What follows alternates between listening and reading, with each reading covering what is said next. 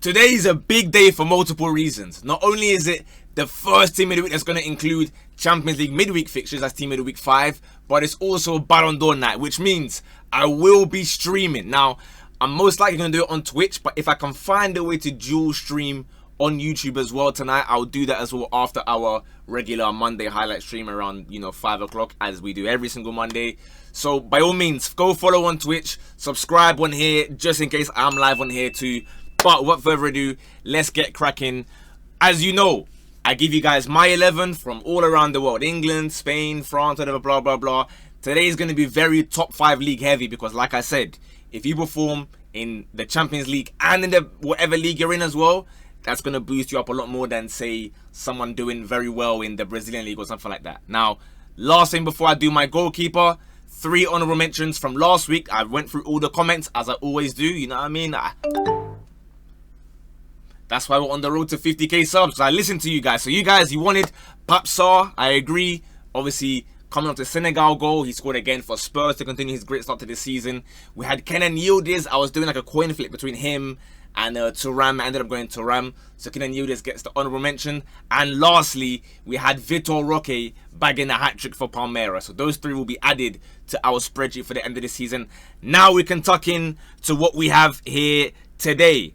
In goal, to be honest, there wasn't a lot of choices this week actually for goalkeepers. I've gone with Juan Garcia. Obviously, look, he went away Newcastle. That first half, Newcastle were really putting the pressure on him. He kind of kept them at bay, if you will. Obviously, he conceded right at the end, but not really his fault. And on the weekend against Getafe, again, he wasn't really tested, but he done his thing. Again, if you got a better goalkeeper in mind from a random league, by all means, let me know. But there wasn't really any outstanding goalkeeper performances for me anyway in this particular week, but I think he's done enough to warrant a place, and his teammate is going to join him.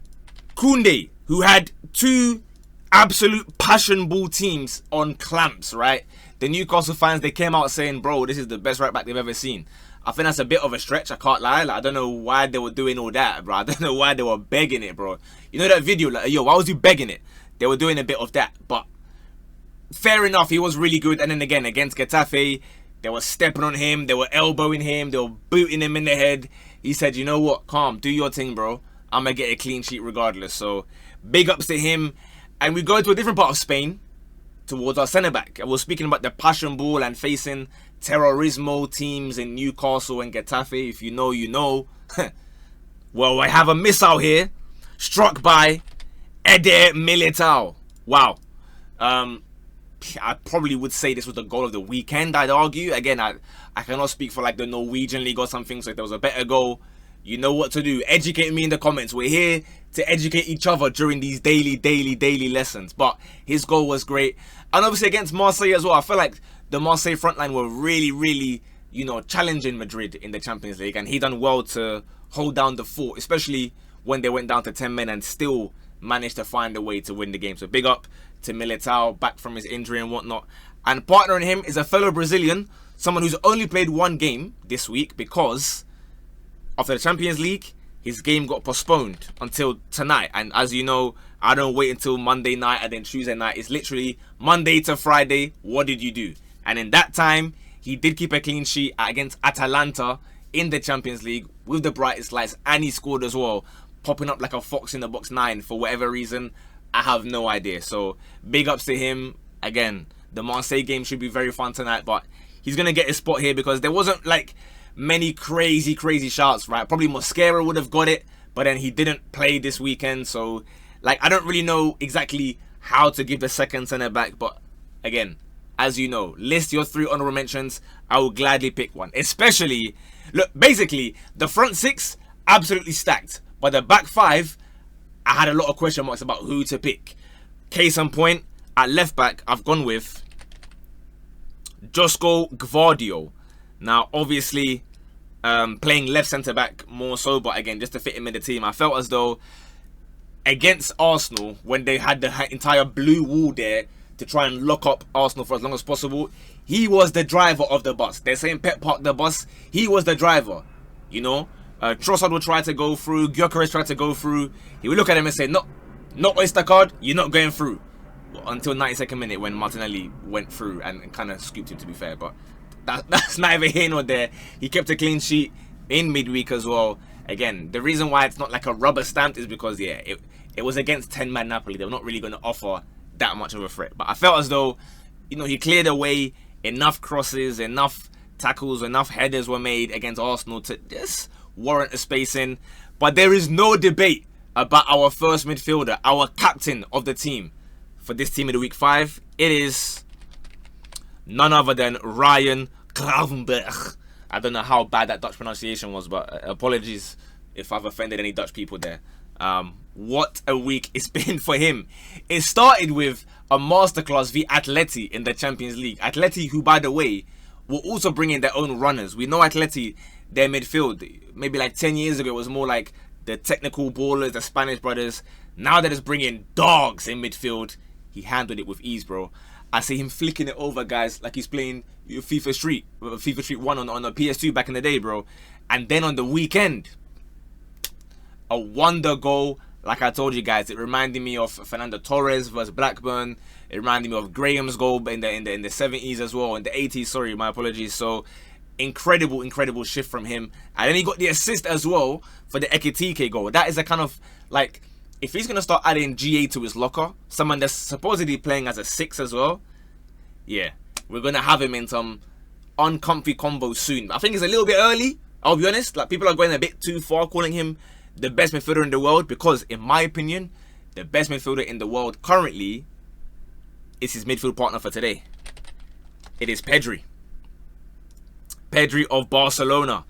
Again, Newcastle Barca for me was the most exciting game beforehand that I looked at and said, yeah, do you know what? I cannot wait. Not because one side's going to get packed in. I think I told you guys it was going to be a 2-2 draw was my prediction. I wanted to see Pedri against those thugs in midfield. Those NBA basketball players that come and just start clotheslining guys whenever they get near. And Pedri, he dealt with it with ease, bro.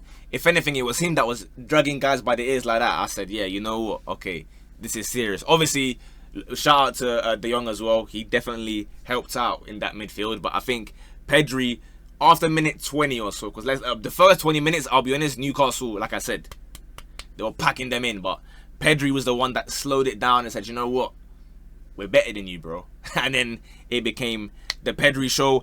And the last midfielder, I do want to give a shout out to Iwobi. I can't lie. That Fulham game, his goal and even the assist was probably better than not even probably, definitely better than the goal.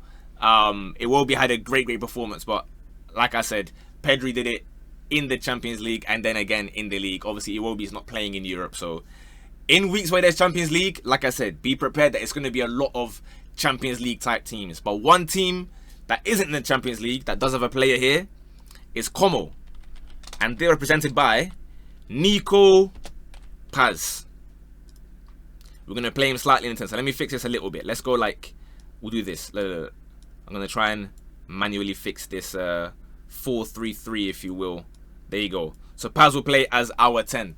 Away Fiorentina, I'm not going to act like it's going to the San Siro or something, but it's still a really good team. They were losing. Nico Paz grabs the game by the scruff of the neck, and what do you know? 2 assists, 1 in the dying minutes to turn the game around and win the game for Como on their European charge. I still believe there's a big chance they get it, especially if he's in this kind of form. So, you know, a big ups to him.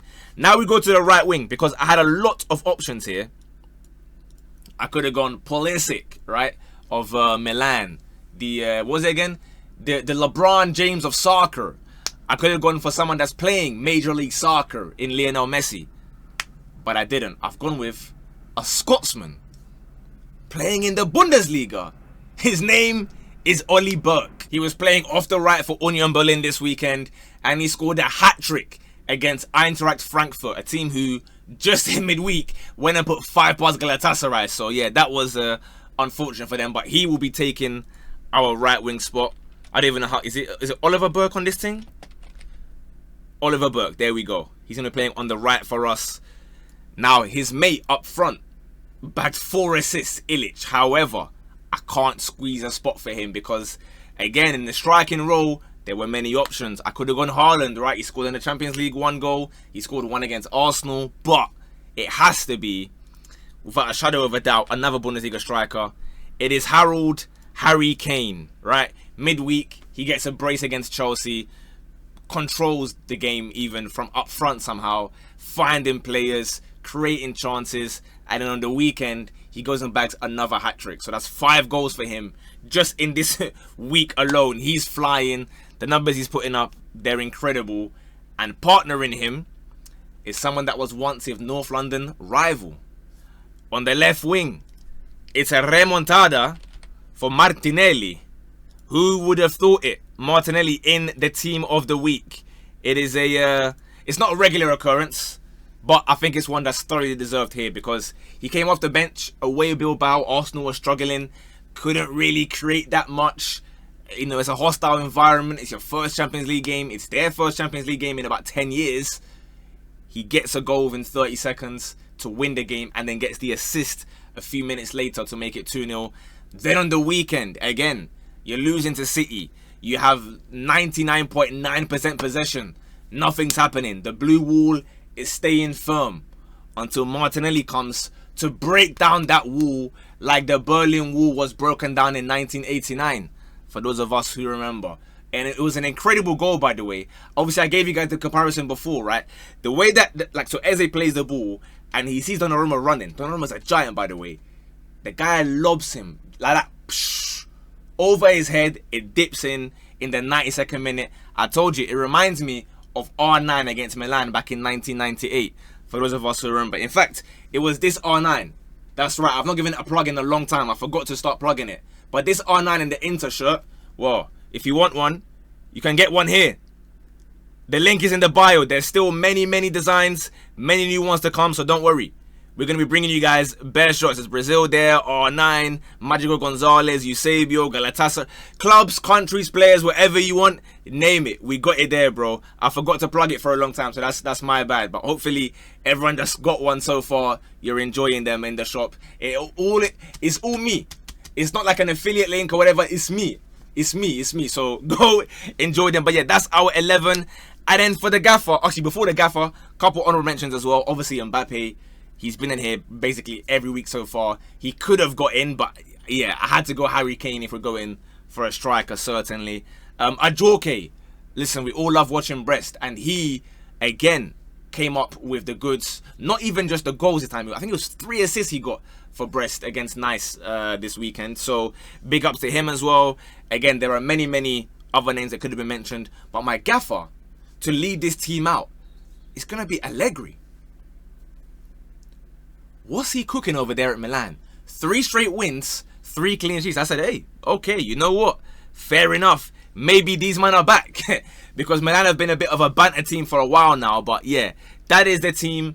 As per usual, like I said, you know, please keep the likes coming. Spam the comments. Because the more you guys comment, the more that my video gets pushed to other people. Because it tells YouTube, okay, you know what? People are enjoying this video. So let me show it to someone for the first time, right? And the more first time viewers, the better, because you know what it means. We get on the road to 50k subscribers, and then we have big dreams. End of the season, 100k subscribers, World Cup. Only if you guys help me though, huh? I'll see you guys on Twitch around 5 p.m. for the Monday highlights, and then Ballon d'Or around 8 p.m. UK time, I believe. We'll see how it goes and whatever, you know what I mean. Blah, blah, blah. Have a great week. In a bit. Bosh.